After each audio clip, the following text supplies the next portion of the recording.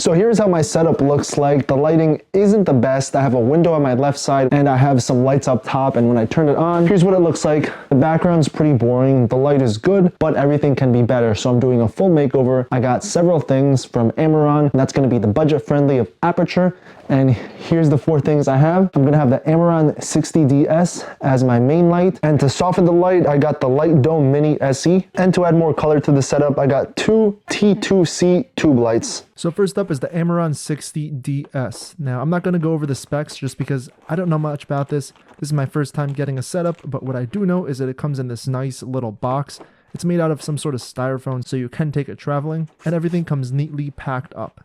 So first things first is going to be the light itself, which does come with a cover. And after messing it with a little bit, I figured out how to open the cap. Now at the bottom, we have this thing. Again, I don't know this. We have a switch to turn it on, the plug to power it up, a dial to change the settings, and an LCD. And at the bottom, there's going to be the tripod mount. And then here's the reflector, which I later figured out I didn't have to put on because I already had a light dome. We have some instructions and this fabric diffusion, whatever that means. And then we got a really long, thick power cable along with the power adapter, which does have a threaded insert so you can't accidentally take it out of the light. We also have this adapter if you want to put batteries and make the light portable. And then this tripod adapter, which apparently some people complain about because it unthreads since it doesn't have those 2 safety hooks.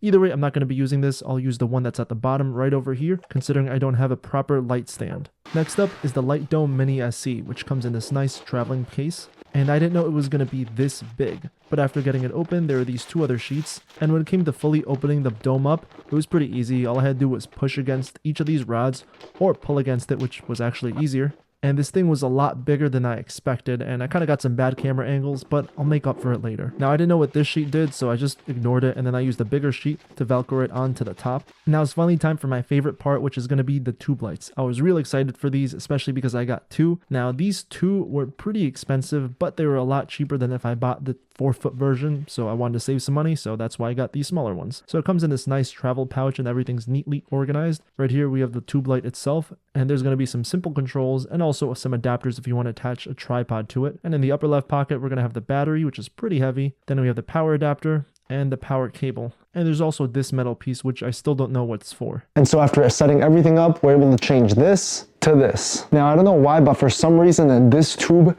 keeps shutting off, so that might be because it's low battery, so I'll have to charge it. I still have to figure out a way to make this a little bit better, because right now I'm currently using some chairs to hold the lights up, and that doesn't feel like it's too secure. As far as the light, I just use the daylight setting that it has. I downloaded the app, and here's what the app looks like. So I still have to mess with it more to really learn what it's about, but basically you just set up these 2 opposing colors. Let me see if I can turn everything on again. Yeah, now it turns on, but after a few seconds it shuts off. Yeah, just like that. And then the key light here, I only have it set to 9%. So this gets really bright. And when I turn it off, here's what it looks like. Ooh, that looks kind of moody. This is at 100% and this is way too bright.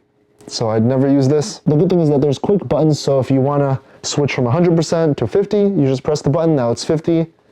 Now it's a quarter, 25%. This is still too bright for me. And I think what I had it before was pretty good. So right now I'm at 11.6% and this feels pretty nice so far. So overall, I'm pretty happy with the Amaran setup. It's going to make filming look a lot nicer. I think the only thing still missing would be having some cool things in the background. Maybe a plant, maybe a picture frame or something, because the wall is white, so it does look kind of boring, so I'll figure that out. So I'm not finished yet, because turns out I had 2 tripods, which I mounted the tube lights to, and right here you can see how it looks like. So I mounted it on the side, and even though that's not really where you're supposed to mount it, I used the smaller attachment. It still ended up working perfectly fine. Everything looks steady, but because I mounted it on the tripod, I didn't want it to be too heavy, so I took out the battery and I just attached a cable that you see swinging over there. So I'm pretty happy with the results, but I still have to play around with the lighting, play around with the colors, and see which scene fits it best.